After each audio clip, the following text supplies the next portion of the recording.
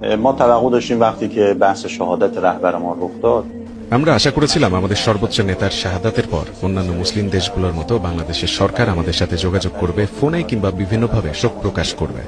এমনকি আমাদের শিক্ষার্থী, সামরিক কর্মকর্তাদের যারা নিহত হয়েছে তাদের স্মরণ আমরা দূতাবাসে শোক বইয়ে রেখেছিলাম, তাতে স্বাক্ষর করবে এবং আমেরিকার হামলার নিন্দা জানাবে।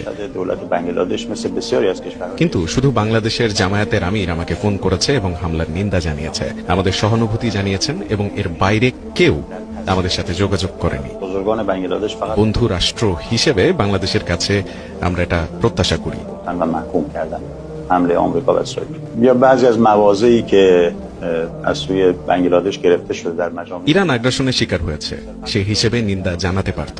আমেরিকাতেই তাদের জনগণ এই ঘটনার নিন্দা করছে। صریحی حمله آمریکا و اسرائیل علیه যুদ্ধ একদিন শেষ হয়ে যাবে, কিন্তু বিভিন্ন দেশের আমাদের সাথে করা আচরণগুলো আমাদের মনে থাকবে। و ما این مواضع و این دیدگاه ها در خاطره ملت ایران